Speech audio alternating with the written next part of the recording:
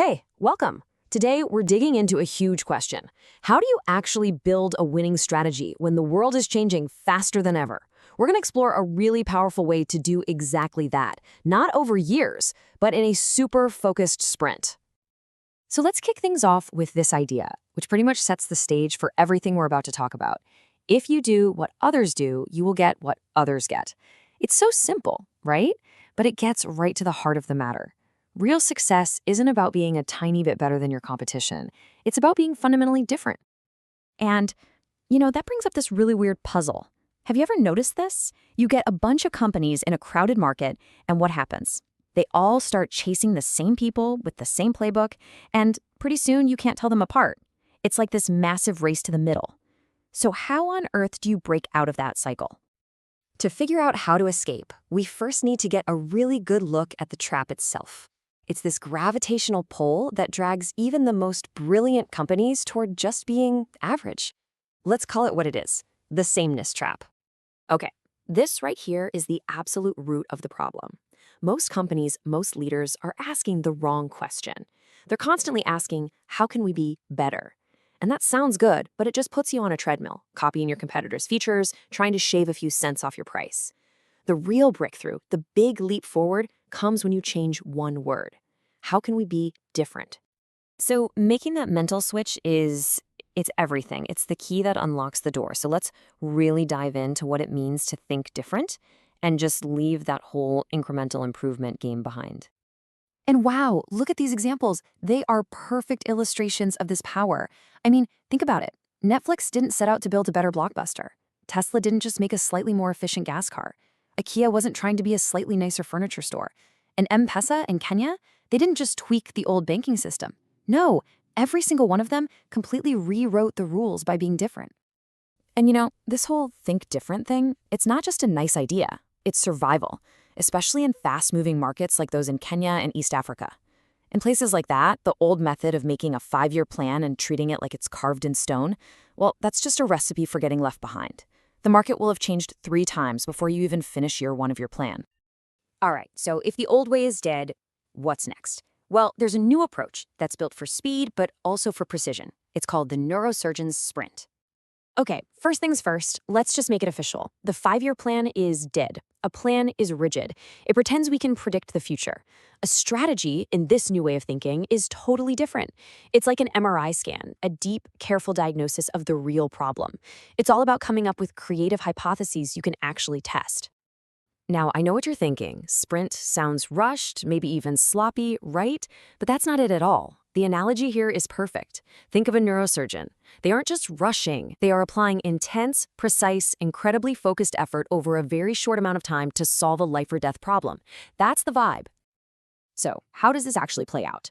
Well, a really well-structured sprint takes a team on a journey. You start with this big, fuzzy, ambiguous problem, and you force clarity. You brainstorm tons of ideas, and then you brutally distill them down to the few priorities that actually matter. The best part? You do all of this in a matter of days, not months. Okay, so what's the whole point of all this sprinting and focusing? The ultimate goal is to find those golden opportunities that everyone else is missing. It's about training yourself to see the unseen. This quote just nails it, doesn't it? Innovation isn't always about inventing some brand new gadget out of thin air. A lot of the time, it's about looking at the very same world everyone else sees, but thinking something completely new about it. It's a shift in perspective. Let's break this down a bit. We can think about innovation in 3 buckets. You've got cost innovation, which is basically finding ways to do the same thing cheaper. Then there's sustaining innovation. That's the normal stuff, the incremental upgrades you have to do just to keep up. But the real prize, the one we're after, is disruptive innovation. That's the stuff that changes the entire industry. But that begs the question, right? Why don't huge, successful companies just do this? Well, it comes down to something called the innovator's dilemma. Big companies are built to protect what they already have, their profits, their products, and that very focus, that success, makes them blind to threats from tiny startups that are happy to mess around in niches the big guys think are unprofitable. And this is the classic story, the disruptor's playbook. A small startup starts by serving some overlooked corner of the market. Then, bit by bit, it gets better, it moves up, it gets more sophisticated, and before the big, comfortable market leader knows what hit them, that tiny little company is the new king of the hill. Okay, so we've got the mindset, think different, and the method, the sprint. But there's one more piece to the puzzle, the operating system, the philosophy that makes it all work. And it comes from the world of software, from a framework called Scrum. And Jeff Sutherland, one of the guys behind Scrum, just boils it down to something so simple, it's almost genius. He basically asks, instead of just plowing ahead for months, why don't we stop, regularly, and just check in?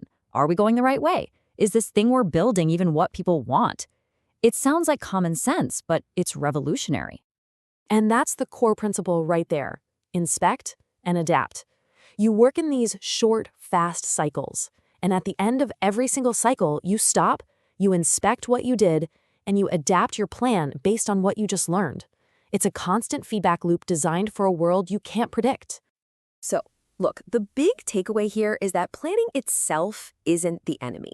Having a direction, a goal, that's great.